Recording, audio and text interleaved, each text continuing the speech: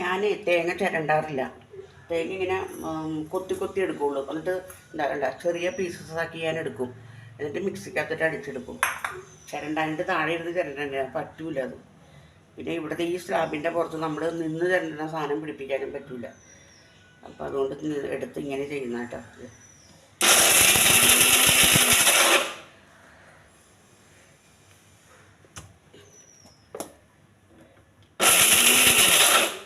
ഒരു കറക്ക് കറി കഴിയുമ്പോഴത്തേക്ക് അത് ശരിയായി കിട്ടും. കണ്ടു, മിക്സിക്കകത്തിട്ട് പൊടിച്ച തേങ്ങയാണിത്. കണ്ടാൽ പറയുമോ നമ്മൾ ചിരണ്ടിയതെന്നല്ലേ തോന്നുള്ളൂ. ഇനിയിപ്പോൾ എനിക്കിത് തേങ്ങ വറുത്തരക്കാനായിട്ടാണ്. ഞാൻ ചീനിച്ചട്ടിക്കകത്തിട്ട് വറുത്തെടുക്കും. ഇറച്ചിക്കറി വറുത്തരച്ച് വെക്കാൻ പോകണേ. അപ്പോൾ ഞാൻ സ്റ്റൗ കത്തിച്ച് ചീനച്ചട്ടി അടപ്പത്ത് വെക്കുകയാണ്. ഈ സ്റ്റൗവിന് വല്ലാത്തൊരു കുഴപ്പം തന്നെയാണിത്. ആദ്യത്തെ കത്തലിൽ കത്തൂല, അത് ബൂന്നുള്ള ശബ്ദം വരും.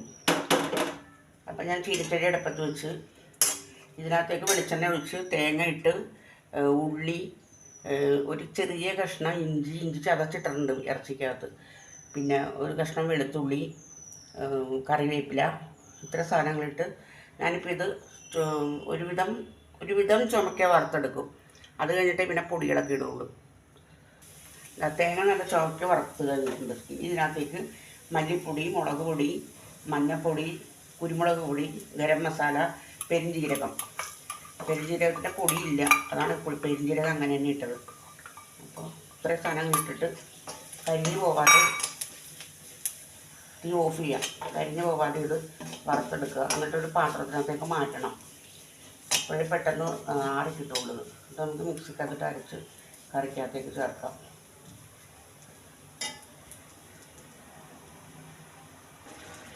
ഈ കഷ്ണങ്ങളെല്ലാം ഞാൻ കുക്കറിനകത്ത് വേവിച്ചിട്ട് ഈ ചട്ടിക്കകത്തേക്ക് എടുത്തിട്ടതാണ് ഇറച്ചി കഷ്ണങ്ങളൊക്കെ.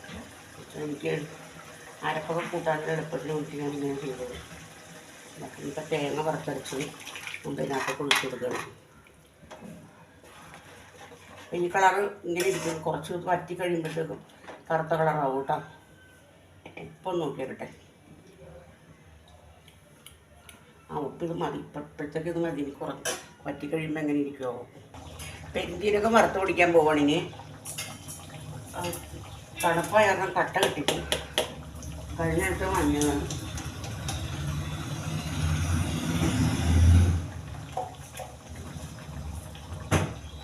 പെരിഞ്ജീരകം വറുത്തിട്ട് നമുക്ക് പിടിക്കാം. ഭയങ്കര കറുത്ത കളറിൽ വറുക്കണ്ട, ഒരുവിധം ഒന്ന് ഡ്രൈ ആയാൽ മതി. ഇനി നമുക്ക് കടുക് തളിക്കാം. വെളിച്ചെണ്ണ ഒഴിച്ചിട്ടുണ്ട്. സ്വല്പം കടുക് ഇട്ട് കൊടുത്തു. കടുക് പൊട്ടി ഉള്ളി മൂക്കട്ടെ. ഉള്ളിയൊക്കെ നന്നായിട്ട് മൂത്ത് ഞാനിതൊരു പാത്രത്തിനകത്തേക്ക് ആക്കി ഈ കറി വറ്റി കഴിഞ്ഞാൽ എല്ലാം പറ്റുമായിരുന്നു. അപ്പോൾ അത് നമുക്കൊരു പാത്രത്തിനകത്തേക്ക് മാറ്റി വെക്കാം.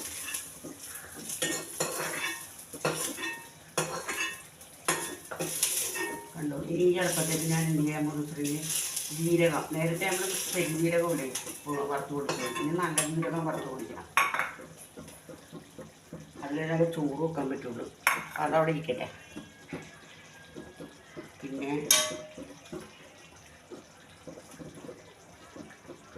ഇത് നല്ല ജീരകം വറുക്കണം. നല്ല ജീരകം വറുക്കാൻ വേണ്ടി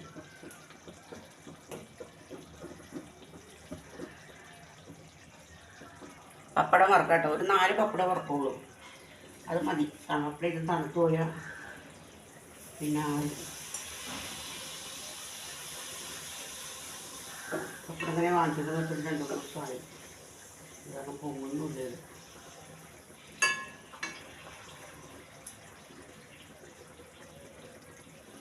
പപ്പടത്തിൽ പൊങ്ങാനിട്ട് ഭയങ്കര ബുദ്ധിമുട്ട് മാറി.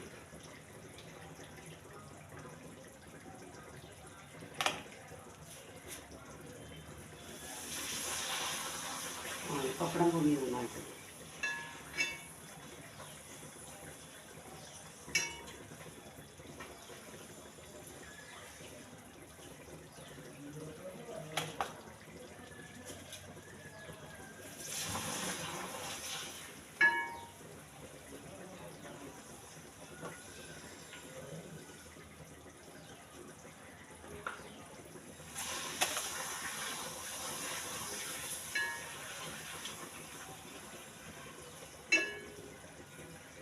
പപ്പടം വറുത്ത് കഴിഞ്ഞു.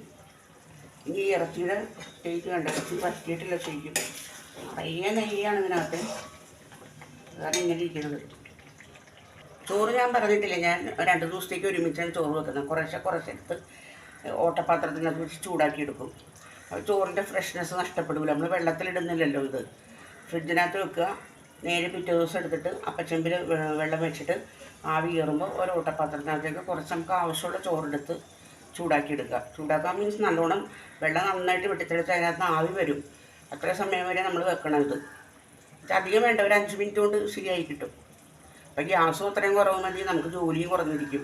ഈ വെറുതെ വേവുള്ള അരിയൊക്കെ ഇങ്ങനെ ഇട്ടിട്ടുണ്ടെങ്കിൽ ഗ്യാസ് തീരുന്ന വഴിയില്ല. ഞാൻ നേരത്തെ വെച്ചിട്ടുണ്ടെങ്കിൽ എല്ലാ ദിവസവും വെക്കുമായിരുന്നു ചോറ്. പിന്നെയാണ് ഇപ്പോൾ ഇങ്ങനെ ചെയ്യാൻ തുടങ്ങിയത്. ഇന്നലത്തെ ചിക്കൻ ഇരിപ്പുണ്ട്, പച്ചക്കായ ഇരിപ്പുണ്ട്. അപ്പോൾ ഞാനിപ്പോൾ പച്ചക്കായൊക്കെ ചൂടാക്കാൻ വെച്ച് അടപ്പത്ത് വെച്ചിട്ടുണ്ട്. പച്ചക്കായ ചൂടാക്കാൻ ഇനി ചിക്കൻ ചൂടാക്കണം. അപ്പോൾ ഇത് ഉച്ചക്കത്തേക്ക് ചിക്കനും ഈ പച്ചക്കായും പപ്പടവും. ഇറച്ചിക്കറി ഇനിയിപ്പോൾ ഇന്ന് എടുക്കൂല. ഇറച്ചിക്കറി ഉണ്ടല്ലോ, അതുകൊണ്ട് ഇന്ന് എടുക്കൂല. അത് ഇനി ഞാനേ ഈ വറുത്ത് വെച്ചിരിക്കുന്നില്ലേ, നല്ല ജീരകവും പെരുംജീരകവും അതെല്ലാം വറുത്ത് കുപ്പിക്കകത്താക്കട്ടെ. ഞാനെല്ലാം വറുത്ത് വെക്കും. ചെറിയ രീതിയിൽ നമ്മളുടെ ഉലുവ, പെരുംജീരകം, നല്ല ജീരകം ഇതൊക്കെ ഞാൻ എപ്പോഴും വറുത്ത് വെക്കും. പിന്നെ നമ്മുടെ കറി മസാല ഞാൻ തന്നെ ഇവിടെ ഉണ്ടാക്കുന്നത്. അപ്പോൾ അതൊക്കെ ഞാൻ പൊടിച്ച് വെക്കും. മുളക് ഞാനിവിടെയാണ് പൊടിക്കുന്നത്. മഞ്ഞൾപ്പൊടി മല്ലിപ്പൊടി മാത്രം വാങ്ങിക്കും കടയിൽ നിന്ന്. എനിക്ക് മല്ലിപ്പൊടിക്ക് വലിയ ചിലവില്ല ഇവിടെ. ഞാൻ മീൻകറിക്കൊന്നും മല്ലിപ്പൊടി ഇടാറില്ല. ഇറച്ചിക്കറിക്കും എനിക്ക് തോന്നിയാൽ മാത്രമേ ഇടുകയുള്ളൂ. ഇനിയിപ്പോൾ ഇത്രയും നെയ്യൊക്കെ ഉള്ളതുകൊണ്ട് ഞാൻ ഇട്ടെന്ന് മാത്രമേ ഉള്ളൂ. പച്ചക്കായ ശരിയായി ഇട്ടാ, അത് പറ്റി. ഇനി അത് ഞാൻ പറഞ്ഞില്ലേ ചോറിൻ്റെ കാര്യം കണ്ട, ചോറിനത് ആവി വരണമുണ്ട്. ഇതേപോലെ ആവി കയറ്റും, നല്ല എളുപ്പമാണ്. പിന്നെ വേറെ കാര്യത്തിനെങ്കിൽ നല്ല ജീരകം പൊടിച്ച് കഴിഞ്ഞ ശേഷമേ പെരുംജീരകം പൊടിക്കാൻ പാടുള്ളൂ. അല്ലെങ്കിൽ പെരുംജീരകത്തിൻ്റെ ചുവ നല്ല ജീരകത്തിന് വരും. അപ്പോൾ അങ്ങനെ ചെയ്യരുത്. ഇനി ചിക്കനും കൂടി വറുത്ത് കഴിഞ്ഞിട്ടുണ്ടെങ്കിൽ പണി കഴിഞ്ഞു. ഇനി കുറച്ച് അവൽ ഒന്ന് വിളയിച്ചെടുക്കണം. ഇനി ഇവിടേക്കൊന്ന് തുടക്കണം. ഇതൊക്കെ ഡെയിലി ചെയ്യുന്ന പണികളാണ്, അതുകൊണ്ട് പിന്നെ വലിയ പ്രശ്നങ്ങൾ. ഇതിപ്പോൾ ഇറച്ചി തിളച്ച് ചാടി ഇവിടെ ഇല്ല, അതാണ് പ്രശ്നം. ഇതൊക്കെ നമ്മൾ അപ്പം തന്നെ ചെയ്ത് പോകുന്നുണ്ട്. പോട്ടെ, വൈകുന്നേരം ആകുമ്പോൾ എല്ലാം കഴിഞ്ഞിട്ട് നമുക്ക് ചെയ്യാമെന്ന് വെച്ചിട്ടുണ്ടെങ്കിൽ മടിയാവും, അത് പോവുകയില്ല. അതിങ്ങനെ പിടിച്ചിരിക്കും അതിൻ്റെ പുറത്ത് തന്നെ. അതാണ് ഏറ്റവും വലിയ പ്രശ്നം. അപ്പുറത്തിരിക്കുന്ന ചട്ടിയും ഇതേപോലെ തന്നെ നന്നായിട്ട് എണ്ണ വരട്ടി ഞാനിപ്പോൾ ഗ്യാസിൽ വെച്ച് തന്നെ ചൂടാക്കിയത്. ഇത് നന്നായിട്ട് എണ്ണ വരട്ടി അതൊരു കവറിനകത്താക്കി ഞാൻ മാറ്റി വെക്കും. എന്നുവെച്ചാൽ പെട്ടെന്ന് എടുക്കാത്ത പാത്രങ്ങളുണ്ട്. അടിയിൽ പെട്ടാണ്ട് ഭയങ്കര ചൂടാണ്. അടിയിലേക്ക് നമുക്ക് പോകുന്നില്ല, കുറച്ച് കഴിഞ്ഞിട്ട് അങ്ങോട്ട് വെട്ടാം. അപ്പോൾ ഞാനിപ്പോൾ ഈ അടപ്പത്തേക്ക് കുറച്ച് നെയ്യ് ഒഴിക്കാൻ പോകണേ. അധികമൊന്നുമില്ല, കുറച്ച്.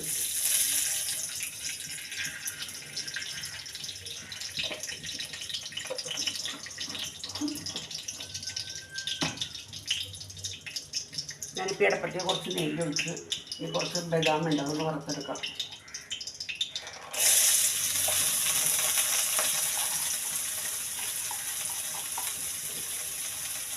ബദാം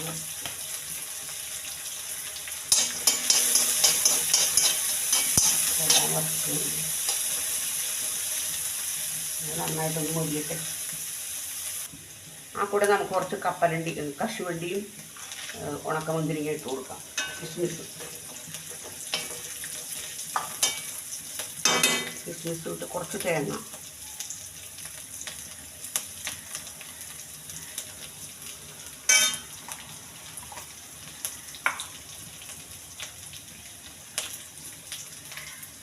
ഇതിൻ്റെ കൂടെ കുറച്ച് എള്ളു കൂടെ ഇട്ട് കൊടുക്കണേ.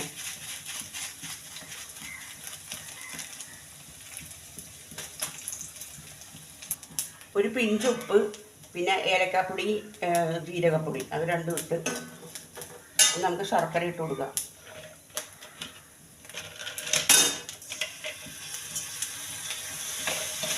ശർക്കരയൊക്കെ ഞാൻ ഇതേപോലെ അരിച്ച് ഉരുക്കിനകത്ത് വെക്കും.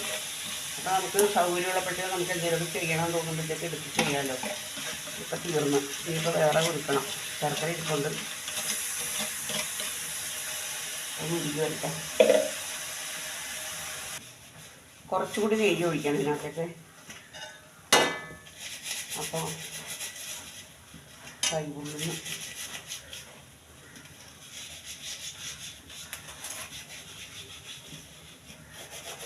കുറച്ചുകൂടി നെയ്യിനകത്തേക്ക് ഒഴിക്കുന്നുണ്ട്. പിന്നെ ഇത് വെള്ളവലായതുകൊണ്ടല്ല, മറ്റേ അവലിൻ്റെ അത്രയും ഒരു ടേസ്റ്റ് കാണുമെന്ന് തോന്നുന്നില്ല. ഞാൻ വെള്ളവൽ ഇതുവരെ ചെയ്തിട്ടില്ല, ആദ്യമായിട്ട് ചെയ്യണം.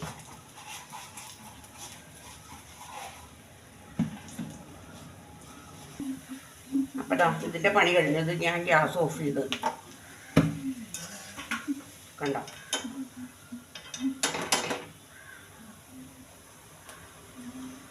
ഇത് വെള്ളവലായതുകൊണ്ടാണ് കാണാനായിട്ടൊരു ഭംഗിയില്ലാത്തത്. പക്ഷെ ടേസ്റ്റ് ഉണ്ട് നന്നായിട്ട്. വെള്ളവൽ ശരിക്കും കറുത്തവലാണ് വേണം. കറുത്തവലല്ല, മറ്റേ അരിയില്ലേ, ആ അരിയുടെ അവലാണ് നല്ലത്. ഇതിപ്പോൾ ഞാൻ വൈകുന്നേരമൊക്കെ വെറുതെ ഇരിക്കുമ്പോഴത്തേക്കും കഴിക്കട്ടെ വിചാരിച്ച് ചെയ്ത് വെച്ചതാണ്. അപ്പോൾ എൻ്റെ വീഡിയോ കണ്ടിട്ട് ഇഷ്ടപ്പെടുകയാണെന്നുണ്ടെങ്കിൽ സബ്സ്ക്രൈബ് ചെയ്യണം, ലൈക്ക് ചെയ്യണം, കമൻറ്റ് ചെയ്യണം കേട്ടോ. നിങ്ങളിലാണ് എൻ്റെ പ്രതീക്ഷ മുഴുവൻ ഇരിക്കുന്നത്. Okay, by.